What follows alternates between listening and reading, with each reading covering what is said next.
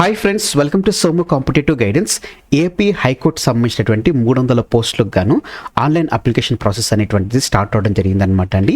ఈ online application సంబంధించినటువంటి step by step process తోటి ఈ వీడియో అనేటువంటిది మేము ముందు తీసుకురావడం జరిగింది. అయితే ఈ వీడియోలోకి వెళ్ళేదానికంటే ముందుగా మన సోము కాంపిటేటివ్ గైడెన్స్ నుంచి ఏపీ హైకోర్టు నుంచి వచ్చినటువంటి 300 వేరియస్ పోస్టులకు సంబంధించినటువంటి నోటిఫికేషన్ వీడియోతోటి ఈ వీడియో అనేటువంటి చేయడం జరిగిందనమాట. ఇందులో మీకు ఎలిజిబిలిటీ క్రైటీరియా అనేటువంటిది, ఎగ్జామినేషన్ ప్రాసెస్ అనేటువంటిది మీకు తెలుపుతూ మీకు పూర్తి ఇన్ఫర్మేషన్ అనేటువంటిది, అలాగనే నెగిటివ్ మార్కింగ్ ఉన్నాయా లేవా, ఇటువంటి పూర్తి ఇన్ఫర్మేషన్ అనేటువంటిది పొందుపరుస్తూ ఆ వీడియో అనేటువంటిది మీరు చేయడం జరిగిందనమాట. మీరు ఇంకా ఈ వీడియో చూడనట్లయితే కనుక ఈ వీడియో సంబంధించిన లింక్ అనేటువంటిది నేను మీకు కింద డిస్క్రిప్షన్ బాక్స్లోను, అదే రకంగా పైన ఐ కార్డ్స్లో మీకు పొందుపరచడం జరుగుతుంది.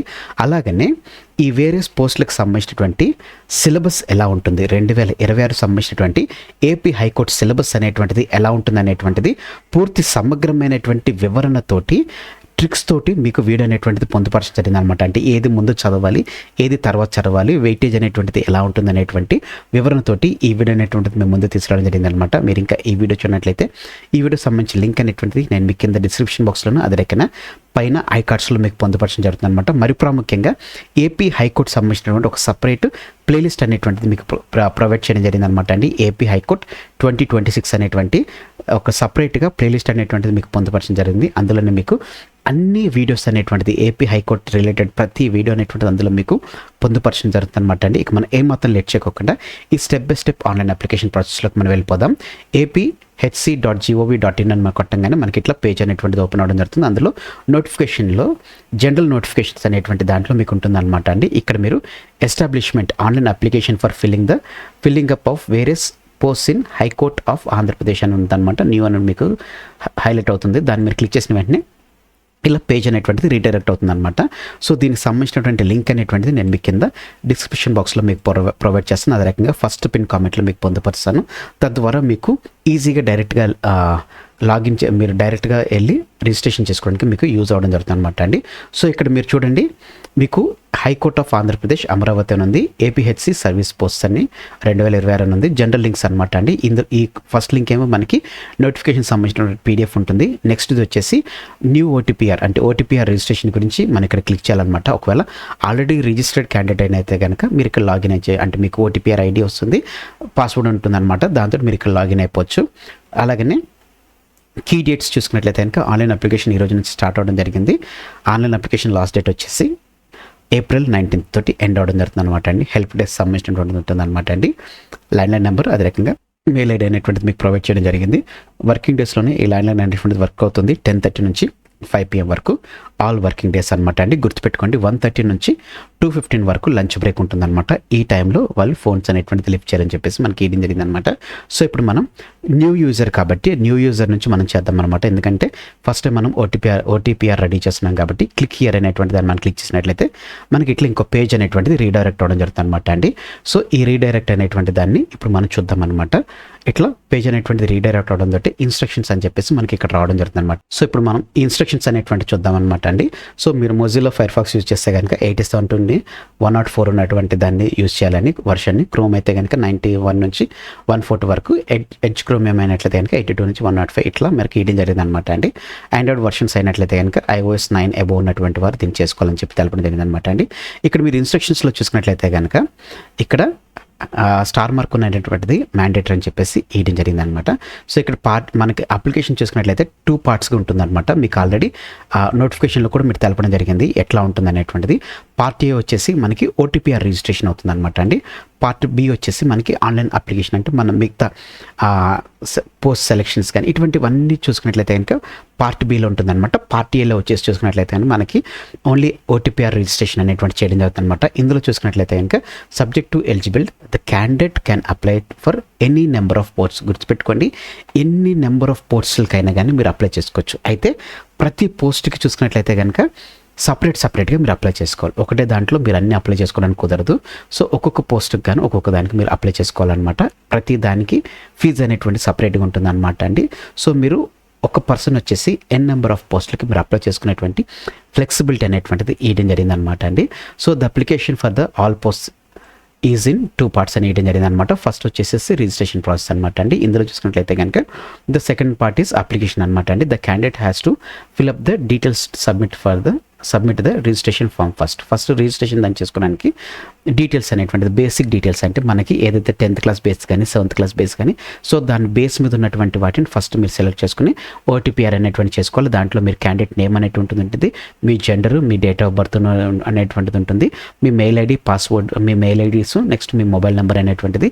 దీంతో ఓటీపీఆర్ అనేటువంటిది ఉంటుంది అనమాట. ఓటీపీఆర్ వచ్చేసి మీ name as per 10th class కానీ 7th క్లాస్ కానీ మీ నేమ్ అనేటువంటిది ఉంటుంది, మీ డేట్ ఆఫ్ బర్త్, మీ జెండర్ అనేటువంటిది అడుగుతూ, మీ కేటగిరీ అడుగుతూ, నెక్స్ట్ మీకు సంబంధించినటువంటి డీటెయిల్స్ అనేటువంటిది అడుగుతూ, మీ మొబైల్ నెంబరు, మెయిల్ ఐడి అడుగుతూ మనకి ఓటీపీఆర్ ఉంటుంది అనమాట అండి. వన్స్ అది అయిపోతుందంటే ఓటీపీఆర్ రిజిస్ట్రేషన్ అనేటువంటిది అయిపోతుంది అనమాట అండి. ఈ ఓటీపీఆర్ రిజిస్ట్రేషన్లో వన్స్ మీరు చేసిన దాన్ని ఏ విధమైనటువంటి చేంజెస్ అనేటువంటిది చేసుకోలేరు అని చెప్పేసి ఇక్కడ మనకి క్లియర్గా మెన్షన్ చేయడం జరిగింది అనమాట. సెకండ్ వచ్చేసి పార్ట్ బి అనమాట. పార్ట్ ఏ మీకు ఓటీపీఆర్ అయిపోయిన తర్వాత పార్ట్ బి, ఇందులో మీ ఓటీపీఆర్ మీరు మీ మొబైల్ ఐడి, మీ డీటెయిల్స్ అని ఇచ్చిన తర్వాత మీకు వచ్చినటువంటి ఓటీపీఆర్ ఐడి తోటి మీరు లాగిన్ అవ్వచ్చు అనమాట అండి. దీంట్లో మీరు మీ పోస్ట్ అనేటువంటిది జ్యుడిషియల్ డిస్ట్రిక్ట్ సంబంధించినటువంటి అప్లికేషన్ ఫామ్ అనేటువంటిది ఓపెన్ అవుతుంది. మీ పోస్ట్ అనేటువంటిది మీరు సెలెక్ట్ చేసుకోవాలి. అందులో తర్వాత మీ ఫోటోగ్రాఫ్, మీ ఇమేజ్, సిగ్నేచర్ అనేటువంటిది మీరు ఇవ్వాలన్నమాట అండి. దాని తర్వాత మీరు మీ అప్లికేషన్ ఫీజు అనేటువంటిది, మీ కేటగిరీ, మీ డీటెయిల్స్ అనేటువంటిది అన్నీ మీరు ఫిలప్ చేసిన తర్వాత మీ పేమెంట్లోకి వెళ్ళిపోతారు. ఫీ పేమెంట్ చూసుకున్నట్లయితే కనుక అన్ని ఆన్లైన్ పేమెంట్ మోడ్లో మీకు వర్క్ అవుతుందని చెప్పి తెలపడం జరిగింది అనమాట. వన్ సక్సెస్ఫుల్ అయిపోయిన వెంటనే మీ మొబైల్ నెంబర్కి అలాగనే మీ ఈమెయిల్ ఐడికి దానికి సంబంధించిన అప్లికేషన్ నెంబర్ అనేటువంటిది వస్తుంది అన్నట్లు ఇందులో మనకు తెలపడం జరిగింది అనమాట అండి. సో ఇక్కడ మీరు గుర్తుపెట్టుకున్న నోట్ చూడండి, పార్ట్ ఏ అదే రకంగా పార్ట్ బి అయిన తర్వాత అప్లికేషన్ ఫామ్ అనేటువంటిది యాక్సెప్ట్ అయినట్టుగా మీరు గుర్తుపెట్టుకోండి. అంటే కొంతమంది పార్ట్ ఏ చేసేసి పార్ట్ బి చేయడం మర్చిపోతారు.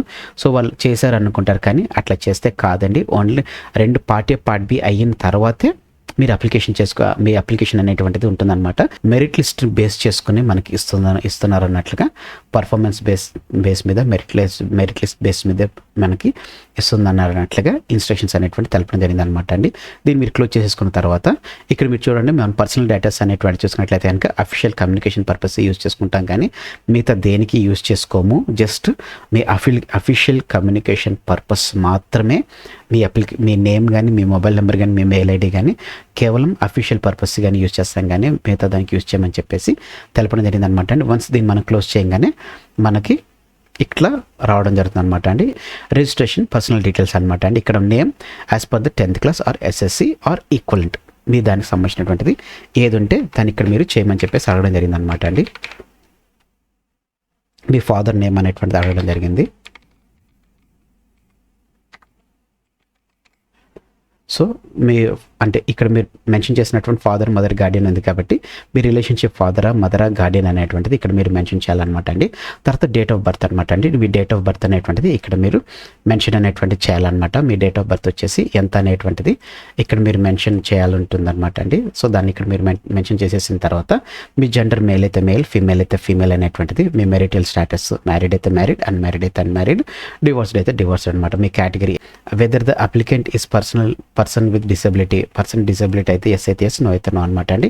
ఎక్స్ సర్వీస్ మ్యాన్ అయితే కనుక ఎస్ అయితే ఎస్, నో అయితే నో. మెరిటియస్ స్పోర్ట్స్ పర్సన్ అయితే కనుక ఎస్ అయితే ఎస్, నో అయితే నో అనమాట అండి. తర్వాత మీ మొబైల్ నెంబర్ అనేటువంటిది ఇక్కడ మీరు ఇవ్వాలన్నమాట అండి. మీ మెయిల్ ఐడి అనేటువంటిది ఇవ్వాలన్నమాట అండి. మీ మెయిల్ ఐడి ఇక్కడ ఇచ్చేసి మెయిల్ ఐడి ఇక్కడ కన్ఫర్మ్ చేసుకోవాలన్నమాట.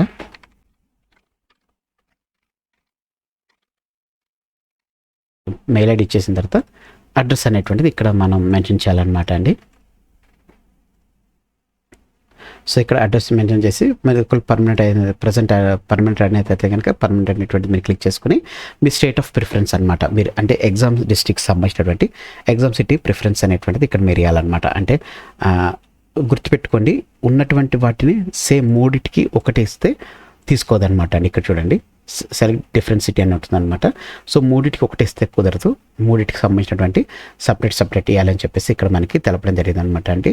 సో దానికి తగ్గట్టుగా మీకు నియర్ బైలు ఏవైతే ఉంటాయో మీ నియర్ బైలు ఉన్నటువంటి వాటిని మాత్రమే మీరు సెలెక్ట్ చేసుకోవాలన్నమాట అండి. మరి లాంగ్ ఉండేటువంటివి పెట్టుకోకూడదు, ఎందుకంటే లాంగ్ అయిన తర్వాత మీరు వెళ్ళడానికి కూడా కష్టం అవుతుంది కాబట్టి. సో ఇక్కడ మీరు మీ ఐ అగ్రీ అని చెప్పి డిక్లరేషన్ కొట్టేసిన తర్వాత ఇక్కడ మీరు మీకు సంబంధించినటువంటి క్యాప్చా ఏదైతే ఉందో ఆ క్యాప్చా అనేటువంటిది ఎంటర్ చేయాలన్నమాట అండి. ఉన్న క్యాప్చా ఏదైతే ఉందో దాన్ని మీరు ఎంటర్ చేసేస్తే సరిపోతుంది అనమాట. సో మనం ఇట్లా సబ్మిట్ అని క్లిక్ చేయగానే వన్స్ సబ్మిటెడ్ దాని తర్వాత మళ్ళీ మీరు చేంజ్ చేసుకోలేరని చెప్పేసి ఇక్కడ మనకు వస్తుంది అనమాట. దాన్ని మనం క్లిక్ చేసిన వెంటనే మనకి సబ్మిట్ అయిపోతుంది అనమాట అండి. సబ్మిట్ అయిపోయి ఇక్కడ మనకి దానికి సంబంధించినటువంటి రిజిస్ట్రేషన్ నెంబర్ ఓటీపీఆర్ ఐడి అనేటువంటిది మనకి రావడం జరుగుతుంది అనమాట అండి. ఓటీపీఆర్ ఐడి అనేటువంటిది మనకు వస్తుంది, అలాగనే మొబైల్ నెంబర్ కూడా మనకు దానికి సంబంధించినటువంటిది వస్తుంది అనమాట. సో మనకి వన్స్ రిజిస్ట్రేషన్ అయిపోవడంతో మనకి రిజిస్ట్రేషన్ డీటెయిల్స్ అనేటువంటిది రావడం జరుగుతుంది అనమాట అండి. ఇది రిజిస్ట్రేషన్ సంబంధించినటువంటి డీటెయిల్స్ సంబంధించినటువంటిది అనమాట అండి. మన నేము, మనం ప్రిఫర్ చేసుకున్నటువంటి ఎగ్జామ్ సిటీస్ అనేటువంటిది దానితోటి రిజిస్ట్రేషన్ డీటెయిల్స్ అనేటువంటిది పూర్తిగా మనం ఏదైతే టైప్ చేస్తామో దాన్ని మాత్రం మనకు చూపించడం జరుగుతుంది అనమాట అండి. దాని తర్వాత అప్లికేషన్ ఫామ్ అని చెప్పేసి మనం క్లిక్ చేయాలన్నమాట అండి. సో ఇక్కడ మనం క్లిక్ చేసిన వెంటనే application form select your filter criteria అని చెప్పేసి అడగడం జరుగుతుంది అనమాట అండి. ఇక్కడ మీరు చూసుకున్నట్లయితే కనుక సెలెక్షన్ ప్రాసెస్ మనం క్లిక్ చేసిన వెంటనే మనకి ఇట్లా ఇంకో పేజ్ అనేటువంటిది ఓపెన్ అవ్వడం జరుగుతుంది అనమాట. సో ఇక్కడ రాగానే చూడండి పోస్ట్ సెలెక్షన్ అనేటువంటిది అడుగుతుంది అనమాట. ఈ సెకండ్ అప్లికేషన్ ఫామ్లో post selection, personal details, qualification details, other details, document upload and payment అనేటువంటిది. సో ఇట్లా మనకి పూర్తి డీటెయిల్స్ తోటి మనకు రావడం జరుగుతుంది అనమాట. సో ఇక్కడ మనం చూసుకున్నట్లయితే ఏ పోస్ట్కి అప్లై చేసుకోవాలనుకుంటున్నారు, మీకు చూసుకున్నట్లయితే మొత్తం 13 కేటగిరీ పోస్టులు కానీ మనకి నోటిఫికేషన్ అనేటువంటిది రిలీజ్ అవ్వడం జరిగింది. కాబట్టి మీరు దేనికి అప్లై చేసుకోవాలనుకుంటున్నారు అనేటువంటి దాన్ని ఇక్కడ మీరు సెలెక్ట్ చేసుకోండి. గుర్తుపెట్టుకోండి, ఒక పర్సన్ వచ్చేసి మల్టిపుల్ పోస్టులకి అప్లై చేసుకోవచ్చు. కాబట్టి చూసుకుని మీరు దేనికైతే ఎలిజిబిలిటీ ఉన్నారో దానికి మీరు పెట్టుకోండి అండి. నేను అసిస్టెంట్ దానికి సంబంధించినటువంటి దానికి సెలెక్ట్ చేస్తున్నాను. సేవ్ అండ్ నెక్స్ట్ కొట్టంగానే డేటా సేవ్స్ మనకి ఇక్కడ రావడం జరుగుతుంది అనమాట అండి. మనకు పెట్టుకున్నవన్నీ కరెక్ట్గానే ఉన్నాయా, పర్సనల్ డీటెయిల్స్ అనేటువంటిది కరెక్ట్గా ఉందా లేదని చెప్పేసి అడుగుతుంది అనమాట.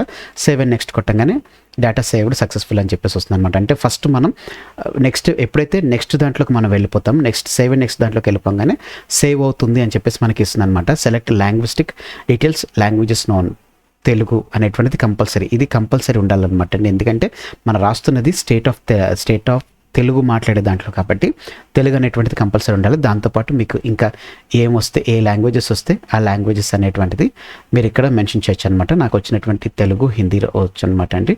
సో నెక్స్ట్ ఎస్ఎస్సికి సంబంధించినటువంటి చూసుకున్నట్లయితే కనుక మనం ఎక్కడ దేనికి సంబంధించిన రాసామంటే దాన్ని ఇక్కడ మనం పెట్టుకోవాలన్నమాట. కోడ్ ఆఫ్ సెకండరీ ఎడ్యుకేషన్ రాయడం జరిగిందనమాట అండి. సో దానికి సంబంధించినటువంటి చూసుకున్నట్లయితే కనుక మనం ఎప్పుడైతే 10th పాస్ అయ్యమనేటువంటిది స్కూల్ డిస్ట్రిక్ట్ అనేటువంటిది ఎక్కడనేటువంటిది మనం మెన్షన్ చేయాలన్నమాట అండి. దాని తర్వాత have you studied 12th are intermediate అనేటువంటిది అడగడం జరిగింది అనమాట అండి. సో దానికి సంబంధించినటువంటిది కూడా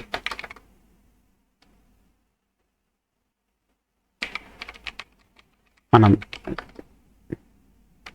ఇక్కడ మనం రాయాలన్నమాట అండి. దాని తర్వాత ఇక్కడ దేంట్లో రాసామనేటువంటి దాన్ని రాయాలి. డిస్ట్రిక్ట్ నేమ్ అనేటువంటిది కూడా మనం రాయాలన్నమాట అండి. ఇంకా మీరు గ్రాడ్యుయేషన్ చేసినట్లయితే కనుక గ్రాడ్యుయేషన్ చేసిన దానికి సంబంధించినటువంటిది డీటెయిల్స్ అనేటువంటిది ఇక్కడ మనం ఇవ్వాలన్నమాట అండి.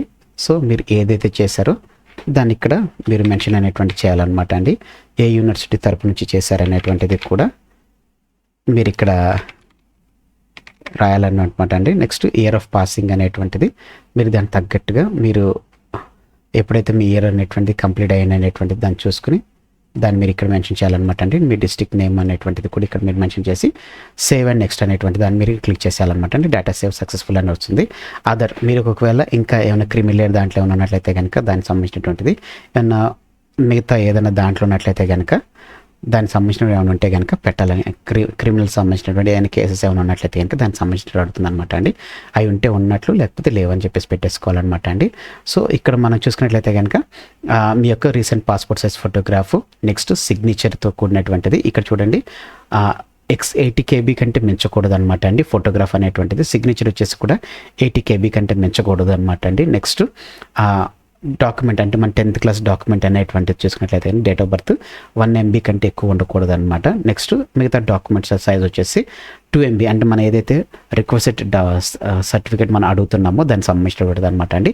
దాని తర్వాత చూసుకున్నట్లయితే కనుక మీ పేమెంట్ అనేటువంటిది 23 రూపీస్ వచ్చేసి మనకి ఆన్లైన్ పేమెంట్ ఉంటుంది అనమాట అండి. సో దానికి సంబంధించిన పేమెంట్ అనేటువంటిది ఉంటుంది. దాని తర్వాత మీరు డిక్లరేషన్ అనేటువంటిది ఇచ్చేసిన తర్వాత ప్రివ్యూ అప్లికేషన్ అని కొట్టేసిన తర్వాత మీరు పే అండ్ సబ్మిట్ అనేటువంటిది కొట్టేసినట్టయితే కనుక మీ యొక్క అప్లికేషన్ అనేటువంటి ఫిల్ అయిపోతుంది. మీ మొబైల్ నెంబర్కి అదే రకంగా మీ మెయిల్ ఐడికి దానికి సంబంధించినటువంటి అప్లికేషన్ నెంబర్ అనేటువంటిది వస్తుంది. కాబట్టి ఈ రకంగా మీ అప్లికేషన్ ప్రాసెస్ అనేటువంటిది కంప్లీట్ అయిపోతుంది అనమాట అండి. సో ఫ్రెండ్స్, ఇదనమాట అండి ఆంధ్రప్రదేశ్ హైకోర్టు సంబంధించినటువంటి ఆన్లైన్ అప్లికేషన్ ప్రాసెస్తో కూడినటువంటి video. Thanks watching the video. మరిన్ని వివరాల కొరకు మన సోము కాంపిటేటివ్ గైడెన్స్ అనేటువంటి యూట్యూబ్ ఛానల్ని సబ్స్క్రైబ్ చేసుకోవడం మర్చిపోకండి. Have a nice day. All the best for exams. Bye.